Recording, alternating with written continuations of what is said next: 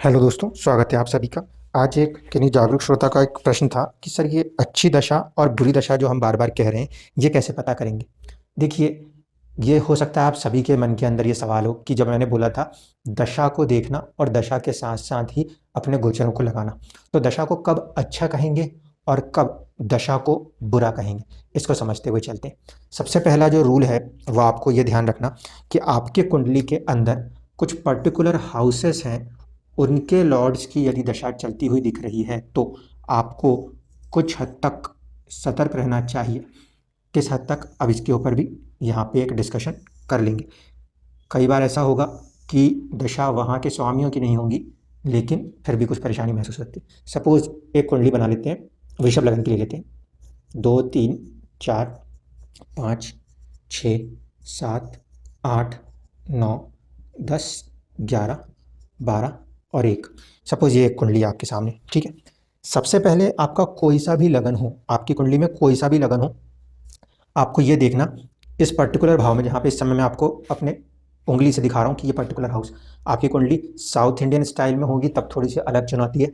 ज़्यादातर हिंदी बेल्ट के अंदर बना रहा हूँ तो north Indian charts, diamond shape charts ही रहेंगे। ये फर्स्ट हाउस है, ये सिक्स्थ हाउस है। यहाँ पे 2 नंबर लिखा है, ये एक्चुअल में फर्स्ट हाउस है, ये सिक्स्थ हाउस है। तो आप ये चेक करना कि सिक्स्थ हाउस के स्वामी, यहाँ पे जैसे 7 नंबर लिखे हैं तो शुक्र की दशा, ठीक। 9 नंबर लिखे हैं, ये हाउस कौन सा है? 8वां हाउस है। इसके स्वामी की दशा चल रही है। कौन होंगे? 9 नंबर के स्वामी होते हैं गुरु। यहाँ पे लिखा हुआ है 1 नंबर, ये हाउस है 12वां। 1 नंबर मेष राशि, स्वामी होते हैं मंगल। तो अगर आपके कुंडली में सबसे पहले ये देखिएगा कि आपकी दशाएं कहीं सिक्स्थ, एट्थ या 12th हाउस के लॉर्ड की तो नहीं चल रही। अब अगर चल भी रही हैं तो वो दशा क्या बहुत खराब है, बहुत अच्छी है, क्या कर सकती है ना? तो सबसे पहली कंडीशन, बैड दशा के लिए आप क्या कंडीशन पहले नोट रखना, वो ये कि जो आपका जिसकी दशा चल रही है उसे कहते हैं हाउस का लॉर्ड, ठीक है। हाउस लॉर्ड यदि अपने आप को 12th हाउस या फिर 8th हाउस या फिर आपके 6th हाउस का स्वामी है तो फिर उस दशा में कुछ संघर्ष होने की संभावना बनती है। क्यों? क्योंकि ग्रह को इन भावों की जिम्मेदारी मिली है। अब सवाल ये उठता है कि कितनी खराब हो सकती है, तो इसके लिए ये समझ लीजिए, अगर मान लीजिए सिक्स्थ हाउस लॉर्ड, जैसे इस पर्टिकुलर लगन की अंदर बात करें तो ये चेक करेंगे कि सिक्स्थ हाउस लॉर्ड किसी दूसरे घर का स्वामी है क्या। मान लीजिए यहाँ पे शुक्र का एक ये वाले भाव से संबंध है और इस भाव से भी संबंध है। ऐसे कंडीशन में शुक्र की दशा अच्छी भी जाएगी और बुरी भी जाएगी, मिक्स्ड रहेगी। 20 साल की दशा में कुछ अच्छा भी होगा और कुछ बुरा भी होगा। क्यों? क्योंकि 2 भाव हैं, एक केंद्र में और एक यहाँ पर लग्नेश है, इसलिए शुभ है। तो वो दशा ज़्यादातर, ये शुक्र की दशा अगर यहाँ पे कही जाए तो अच्छी कही जाएगी ज़्यादातर। अब इसकी जगह मान लीजिए गुरु की दशा चले, 8th हाउस लॉर्ड की दशा चले। 8th हाउस लॉर्ड की दशा साथ साथ 11th हाउस लॉर्ड की भी दशा है। वो परेशान तो करेगी नो डाउट, लेकिन नेटवर्किंग बनाना हो, आपका कहीं ना कहीं अर्निंग्स बनानी हो, तब वो दशा आपको सपोर्ट करेगी, इवन दो कि वो 8th हाउस लॉर्ड है। मैं क्या देख रहा हूँ साथ साथ, 6th हाउस, 8th हाउस और 12th हाउस के जो भी ग्रह आएंगे उनकी दूसरी राशि है क्या? अगर हाँ, तो वो कहाँ पर एग्जिस्ट करती है। जहाँ पे वो एग्जिस्ट करेगी उसके हिसाब से ये डिसाइड होगा कि वो दशा क्या क्या रिजल्ट दे सकती है। ये तो होता है फर्स्ट कंडीशन। दूसरा, मान लीजिए कि कोई ग्रह नीच राशिस्थ हो जाए, ठीक है। ग्रह अगर अपनी नीच राशि में चला जाए तो आप समझ जाना कि उस दशा के अंदर चुनौती आ जाएगी। कोई फर्क नहीं पड़ता कि यहाँ पे वो फर्स्ट हाउस लॉर्ड है। मान लीजिए शुक्र आपकी कुंडली में ऐसा बैठा हुआ है तो हम कहेंगे ये शुक्र नीच का है। तो जब इसकी दशा चलेगी, क्योंकि ग्रह नीच का है इसलिए ऐसे कंडीशन में भले वो फर्स्ट हाउस लॉर्ड है, वो सिक्स्थ हाउस लॉर्ड है, इसकी दशा में कुछ परेशानियां जरूर आएंगी, ठीक। तो सेकंड इंपॉर्टेंट कंडीशन जो आपको ध्यान रखनी है वो ये कि जो ग्रह जिसकी दशा चल रही है कहीं वो नीच राशि में तो नहीं बैठा। नीच राशि के लिए क्या चाहिए रहेगा आपको? देखिए, मंगल, मार्स नीच होता है 4 नंबर की राशि में, चाहे तो नोट करते चलिएगा। अगर यहाँ पे मंगल बैठा हुआ दिख रहा है और मंगल की दशा है तो हम कहेंगे चुनौती है, चुनौती है क्योंकि मंगल नीच हो रहा है, ठीक है। किसी भी लगन के अंदर, किसी भी लगन में अगर मान लीजिए किसी की चंद्रमा की दशा चल रही है और चंद्रमा यहाँ बैठा हुआ है, चंद्रमा की दशा चल रही है, चंद्रमा यहाँ बैठा हुआ है, तो यहाँ पे भी हम कहेंगे मन के अंदर दुख रहने की संभावना है उस दशा के लिए। क्यों? क्योंकि ग्रह यहाँ पे नीच होता है।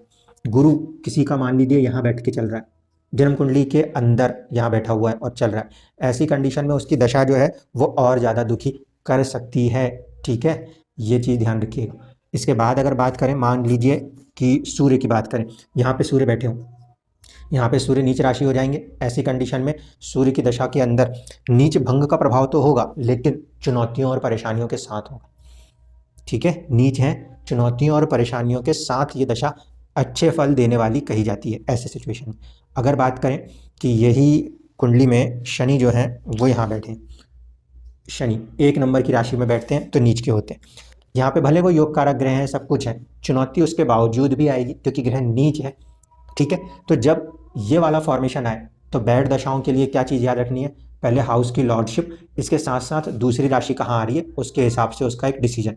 सेकंड थिंग इज, कोई भी ग्रह नीच तो नहीं पड़ रहा। अगर लगन कुंडली में ग्रह नीच हो गया मान लीजिए, और नवांश की कुंडली में उच्च हो गया, लगन कुंडली में नीच बैठे मंगल 4 नंबर राशि में, लेकिन नवांश की कुंडली में जाके वही मंगल 10 नंबर की राशि पकड़ ले, तो ऐसी कंडीशन में वो दशा खराब नहीं बोलेंगे, वो दशा बैड दशा नहीं है, वो अच्छी दशाओं में काउंट हो जाएगी।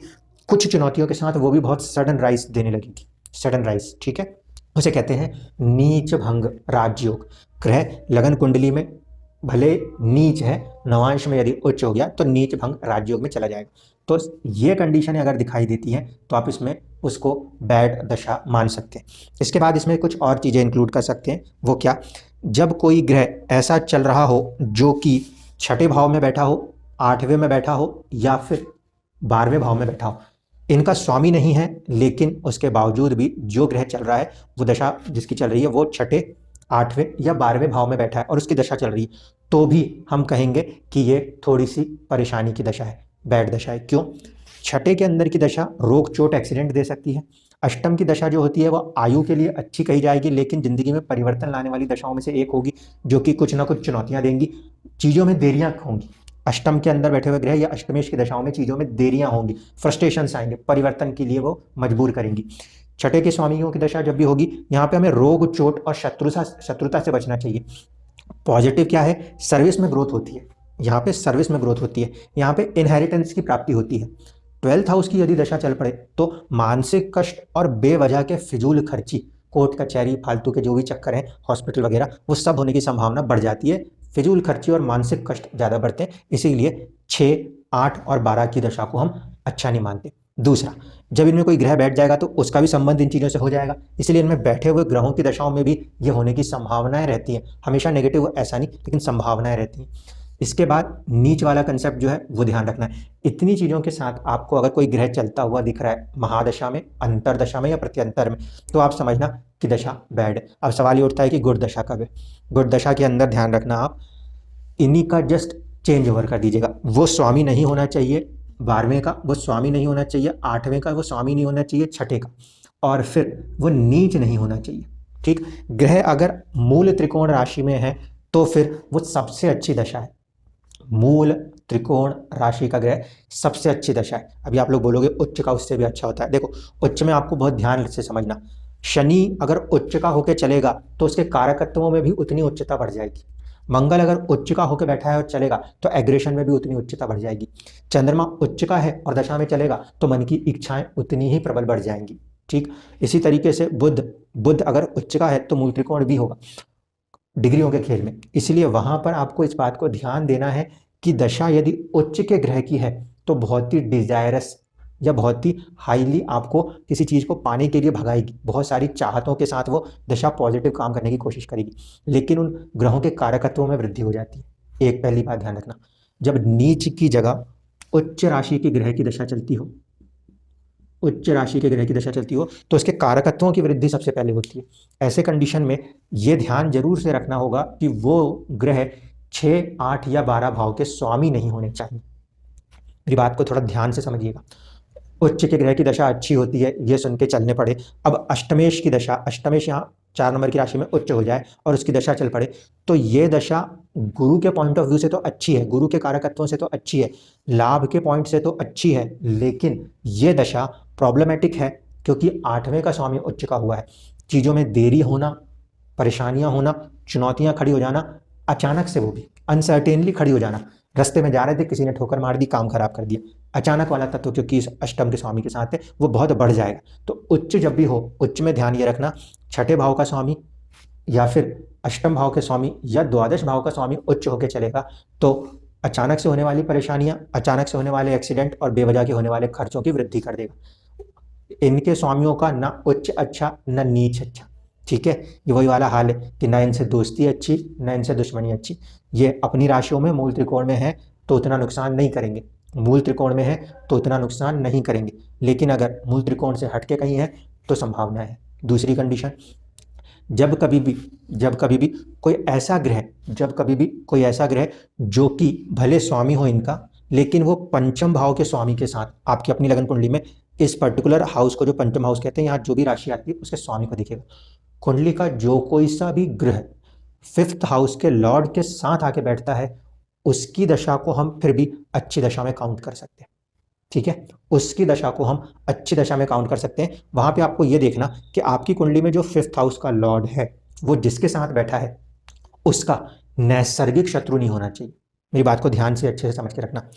फिफ्थ हाउस के लॉर्ड की दशा या फिफ्थ हाउस का लॉर्ड जिसको भी टच करता है उसको शुभ कर देता है, लेकिन नैसर्गिक शत्रुता नहीं होनी चाहिए। अगर नैसर्गिक शत्रु है तो क्या होगा कि जब साथ में बैठेगा टच करने के लिए तो तात्कालिक शत्रु बन जाएगा, उस कंडीशन में अति शत्रु हो जाएगा, वो सिचुएशन खराब कर देगी।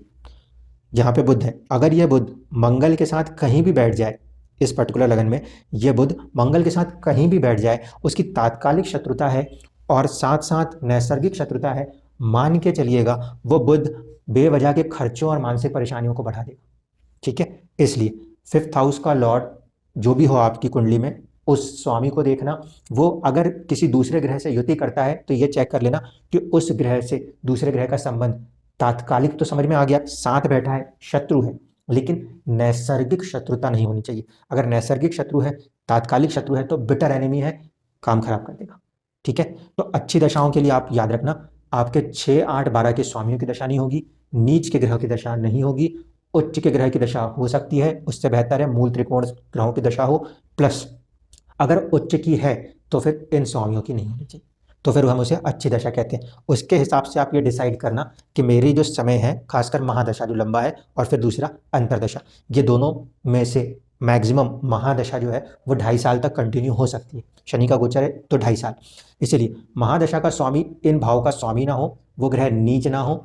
ठीक है, इतना ध्यान रखना। अगर इतनी चीज़ों से हटके वो दशा है तो फिर वो जिन भाव का स्वामी है उसके हिसाब से रिजल्ट्स मिलेंगे, आप उसको अच्छी दशाओं में समझ सकते हैं। आई होप कि अब आपको एक छोटी सी पिक्चर क्लियर हो गई होगी कि जब भी हम दशाओं को चेक करते हैं, हम दशा में यही देखते हैं कि वो ग्रह किधर के स्वामी हैं, उनकी स्थिति क्या है, मित्र राशि, शत्रु राशि, नीच, उच्च अवस्था क्या है। ये सब कुछ जब कंप्लीटली मिलता है तो दशा का एनालिसिस होता है। आपको क्योंकि एक जनरल ब्रीफ पॉइंट चाहिए कि भाई मुझे दशा कैसी दिख रही है, आपको डेप्थ नहीं चाहिए, आप सिर्फ इतना ही ध्यान रखते हुए काम कर लोगे, इस लॉजिक को प्लस इस लॉजिक को। अगर ये है तो बैड, अगर ये नहीं है तो गुड, इतना ध्यान रखना और फिर आप अपने गोचरों को एनालाइज करना, जो जो ग्रह जहाँ जहाँ हैं उनसे कनेक्ट कर लीजिएगा। इसके बाद भी अगर कोई डाउट हो तो आप अपने चार्ट्स को मुझे व्हाट्सएप ही कीजिएगा, कॉल इस समय उठा ही नहीं पा रहा। ठीक है, शेड्यूल बिजी हो रहे हैं, कॉलिंग पॉसिबल नहीं हो पा रही, कई बार आप लोगों को डिले कराना पड़ रहा है, उसके लिए तो माफ़ी चाहूँगा, लेकिन फिर भी कोशिश ये करिएगा अगर कोई भी डाउट है आप मेरे को सीधे सीधे व्हाट्सएप कर दीजिएगा अपनी डिटेल्स, उस पर आपको धीरे धीरे मैं रिस्पॉन्ड कर दूंगा। धन्यवाद।